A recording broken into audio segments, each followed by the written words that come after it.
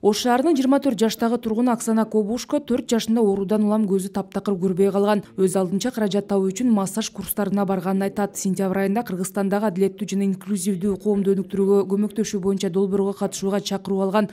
Учурда билимин кеңейтип, кийинки жумушка орношуу максатында компьютерди өздөштүрө баштады. Здесь очень понятный шрифт. Braille шрифти менен ноутбукка биринчи отурушум. Толкундоомду толук жеткире албайм. Тамгаларды басканда үн менен коштоп турат экен. Келечекте бул сайттарды иштеп чыккым келет. Бизде майыптыгы бар жарандар көбүнчө үйдөн иштейбиз. Мындан улам үйдө отуруп, иштеп каражат табуу үчүн дагы тереңдеп билим алгым келет.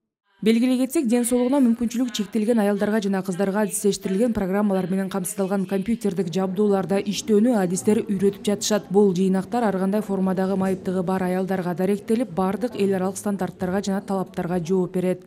Бул жерде 15 ноутбук бар. Булар ар түрдүү майыптыгы бар адамдар үчүн атайын жасалган ноутбуктар. Мисалы үчүн угуу боюнча майыптыгы бар адамдар үчүн бизде мондай үндү катуу кылып чыгара турган атайын кулак таккычтар бар, микрофондор бар. Мисалы үчүн моул мышка, бул моторикасында кандайдыр бир дефектилер болсо, ошону жеңил жумуш ошо иштөөгө атайын арналган гаджет болуп эсептелет. Майыптыгы бар кыз-келиндердин экономикалык мүмкүнчүлүктөрүн кеңейтип, коомдо өз ордун табуусуна көмөктөшүү максатында Европа биримдигинин каржылык колдоосу менен Инкоом Кыргызстанда адилеттүү жана инклюзивдүү коомду өнүктүрүүгө көмөктөшүү долбоору Кыргызстанда биринчи жолу былтыр ишке ашырылды. 150дөн ашуун кыз-келин окуудан өтүп, 30дан ашык адам ийгиликтүү иштеп жатат. Дагы 20га жакыны жумушка орношуу алдында турат. Девушки с инвалидностью. Майыптыгы бар аялдардын, кыздардын иштөө үчүн потенциалы аябай чоң экенин түшүндүк.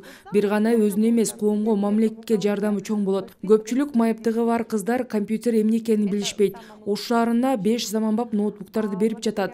Анда баспай, коляскада жүргөндөр гана үйрөнбөстөн, угуусу начарлар, көрүү мүмкүнчүлүгү чектелгендер үчүн ылайыкташкан. Компьютерди үйрөнүп алса, мамлекет төлөгөн жөлөк пулга карабай өзү каражат иштеп табат. Анын үстүнө билимин да кеңейтет деп ойлойм. Статистика боюнча Кыргызстанда майыптыгы бар адамдардын саны жыл сайын көбөйүүдө. Үстүбүздөгү жылдын 1-январына карата өлкөдө ден соолугуна мүмкүнчүлүгү бар 219 миңге жакын адам катталды. Бул жалпы калктын болжол менен 3% түзөт. Алардын ишке орношуусу да азайып барат. Бул негизинен аларды ошол жумушка орношуусуна өбөлгө түзүү жана алардын карьердик өнүгүшүнө дагы чоң жардам болот деп ойлойм.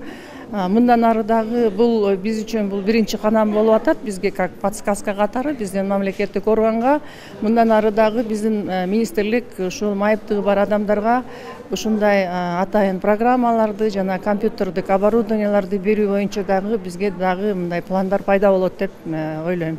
Майыптыгы бар аялдардын мүмкүнчүлүктөрүн кеңейтүү социалдык адилеттүүлүк гана эмес, өлкөнүн экономикалык өнүгүүсүнүн маанилүү фактору болуп саналат. Ар бир адам өзүнүн физикалык мүмкүнчүлүктөрүнө карабастан өз потенциалын ишке ашырыла турган инклюзивдүү коомду түзүүгө багытталган демилгелерди кубаттоо керектешет, тиешелүү адистер.